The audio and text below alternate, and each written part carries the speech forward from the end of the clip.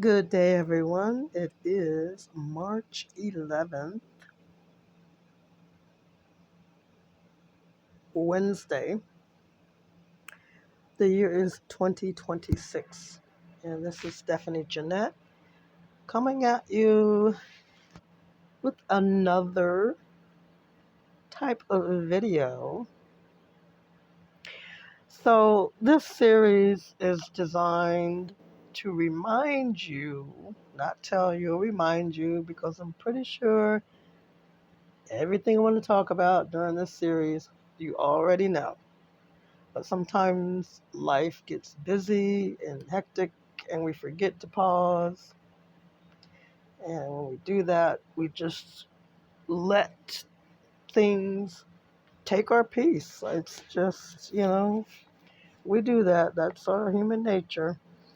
So I'm going to start out with scripture and then apply it. I'm going to use really straightforward, kind of self-explanatory. Again, these are things that you already know, but somewhere along the line, you may have allowed yourself to forget applying. So, all right, so let me find the first one I wanted to reiterate with you. Here it is. So it's Proverbs chapter 16, verse 29. A violent man enticeth his neighbor, and leadeth him into the way that is not good. I like the King James Version. It's the one I read since the age of 8.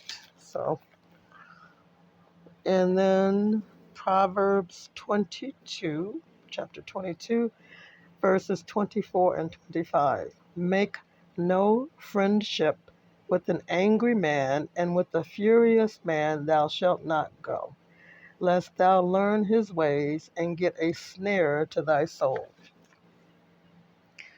So I think most of us would agree with that, with those scriptural verses. Um, Obviously, with the spirit of the word as well as the literal of the word.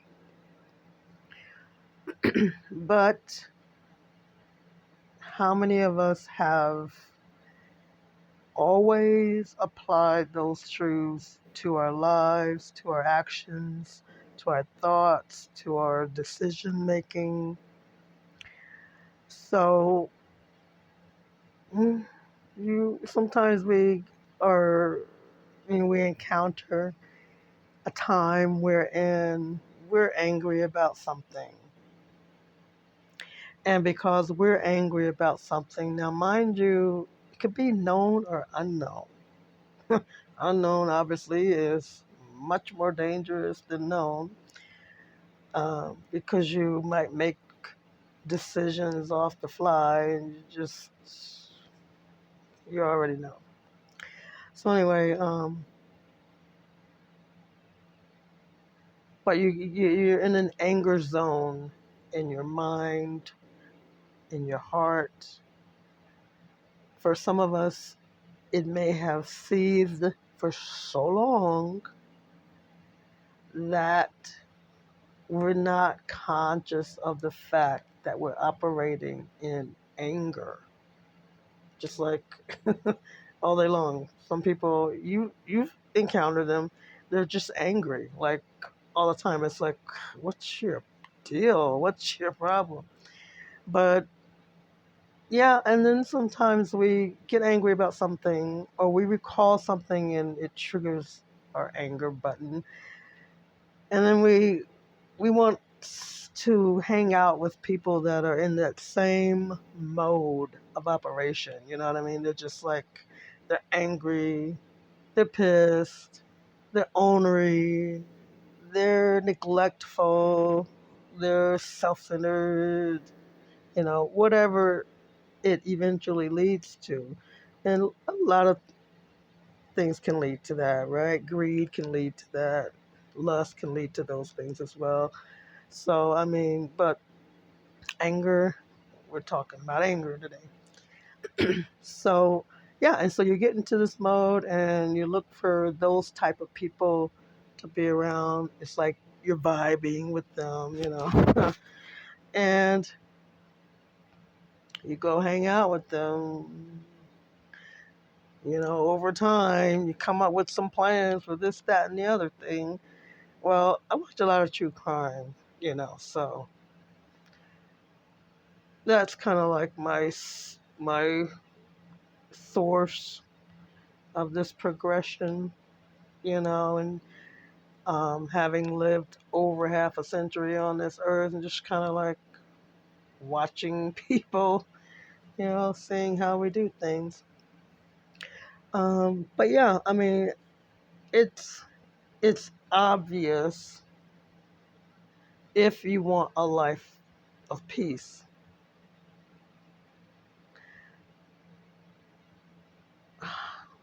Of course, when you're really in that anger mode, you're not necessarily looking for peace. You might be looking for release. You might be looking for,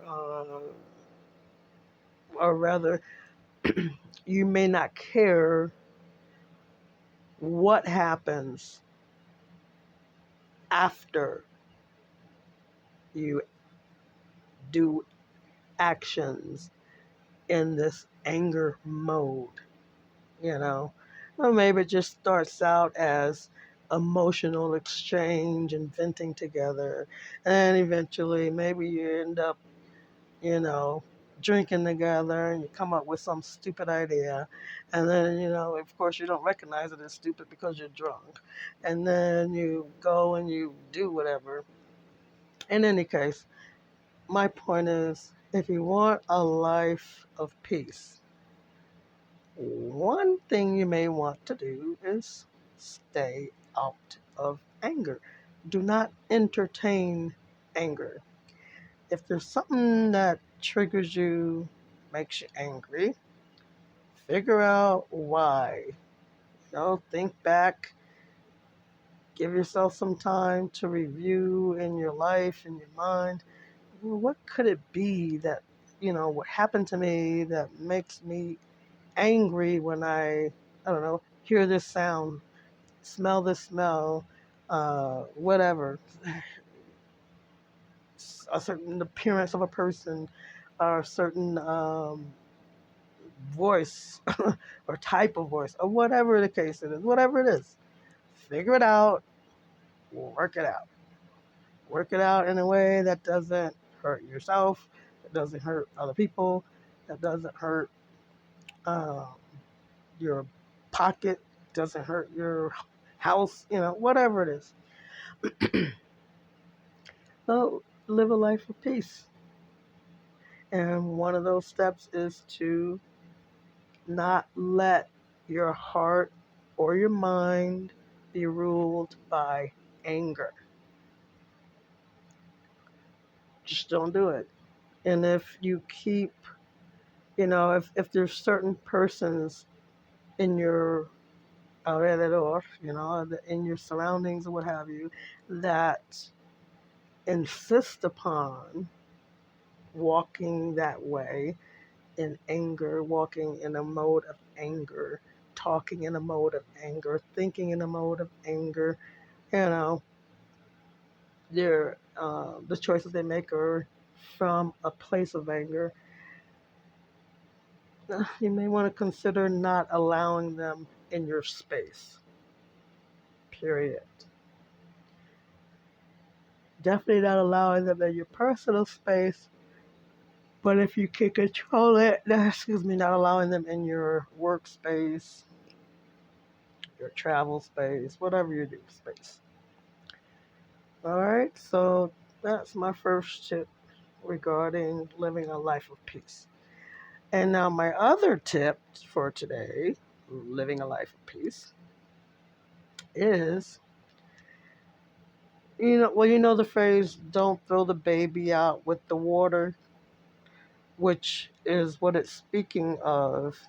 Uh, it's a saying that's uh, telling people, like for instance, let's say you find yourself in a situation that you don't approve of, you don't like, you didn't ask for it, you're in it, but you don't want to be in it. And so you might totally avoid the person or people, or you might totally avoid, I don't know, the street, or you might totally avoid the venue, or whatever the case may be. Um, and some would say, well, you don't have to avoid the whole venue, just don't go to the pool table area. Just stay over here, have your couple of drinks, go home, whatever. Or some might say, um,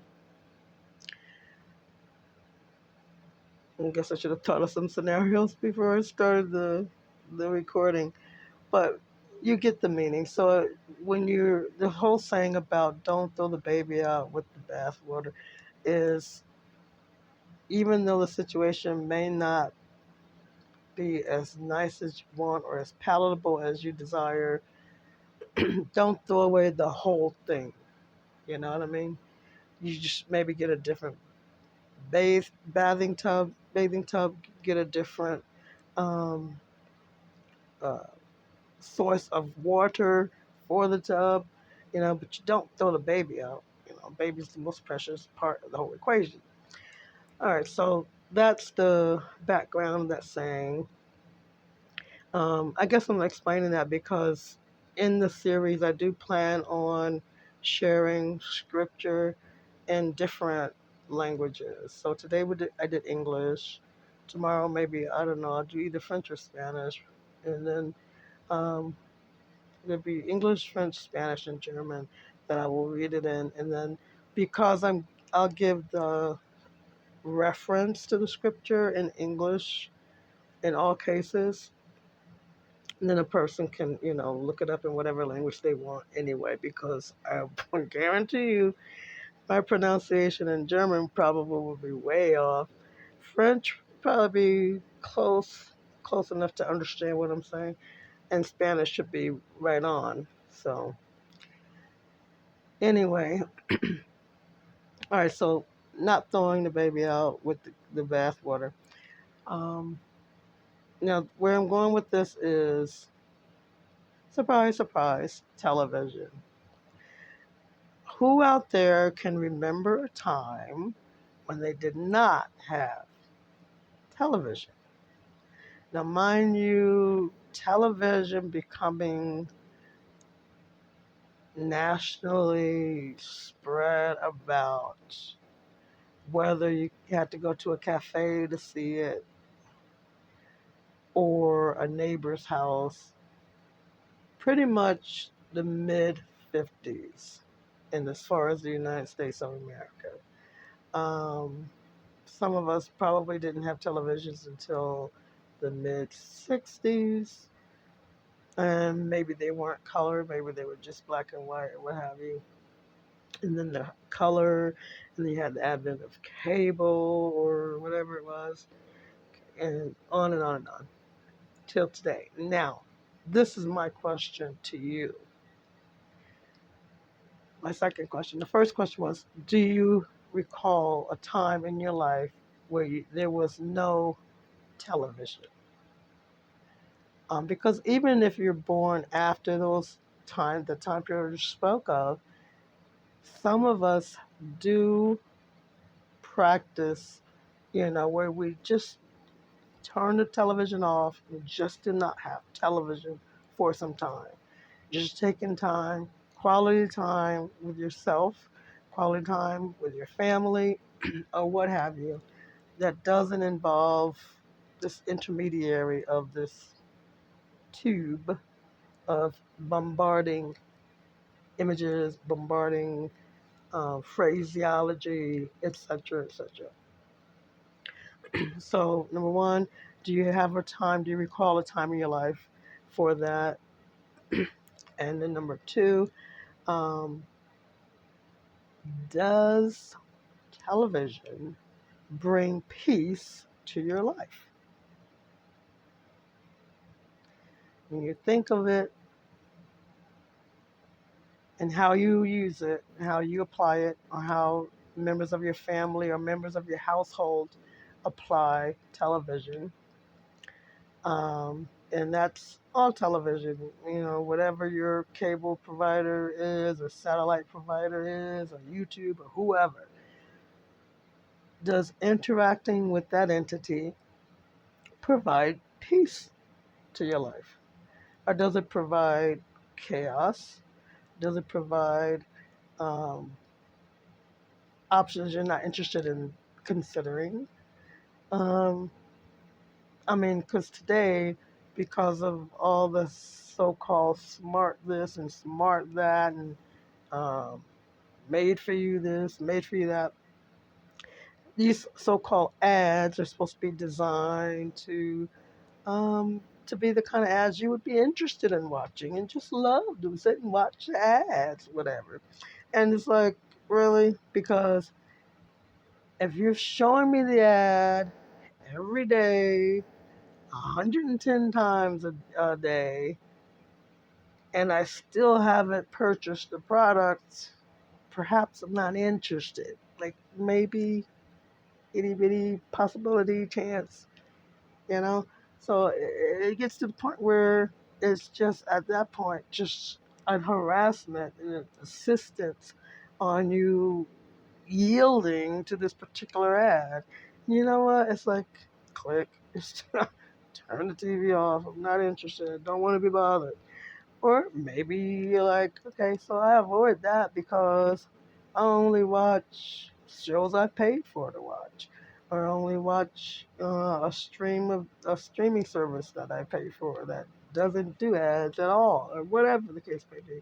So how much are you having to pay to avoid ads? Or, you know what I mean? Is it really worth it? I used to collect, and I had a client that was having some very difficult time, and she was trying to explain that to me as far as why she didn't have any money or whatever. And I swear, I think the lady was addicted to cable. And I was like, I did the math. I'm like, well, honey, you spent over $27,000 in the past XYZ years, you know, on that alone, So I'm like, maybe that wouldn't have gotten you a whole house, but in any case, my point is,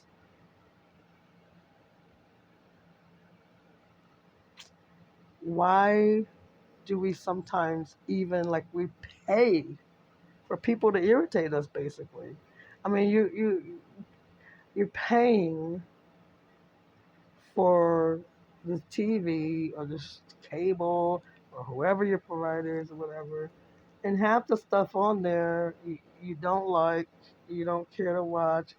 And if you can comment below two unique situations, then I would say also there's, people may say, well, I need the TV for news. Don't forget the radio. Radios still exist and work. So, I mean, but you say, I need the TV for news. But if you can identify two, just two, not 200, not 22, just two unique situations that have occurred that you would not have known of, but you know of only because you saw the news. If you can comment below, then I'll say, okay, fine, go for it. Have your access to the news. But from what I can see, everything in the news as presented in the United States of America is going to be just one of a few possibilities. One, some political scandal you've already heard of. Two, some deviance scandal you've already heard of. So in that, I include all of the above, the old screwing around with the young, the what was that other situation? Oh, the classroom leaders, I will say, screwing around with the students. Okay. Um, okay. So either that, it's either okay, political crap, uh, deviance crap, domestic violence crap, or these people that have been at war forever and 2 days and they're still at war. And I mean literally forever and 2 days, okay? Okay? And so, but if you can find, if there's some unique, or let me finish the list, or some selfie, death by selfie, or DUI, the drunkard walks away perfectly and everybody else is dead. Um, okay, something like if they're too unique news, okay, unique news. Otherwise, it's just the same old crap happening, just different day. Different particular characters, but everything else is basically absolutely the same. And so I propose, in your pursuit of the life of peace, get rid of that stuff that irritates you. You feel like you have to have it because that's the way life is today. You never have to yield to present day societal quote unquote norms. You never have to.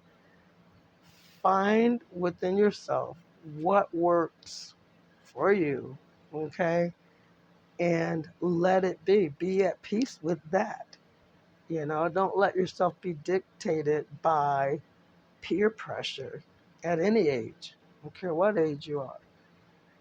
So, but yeah, I mean,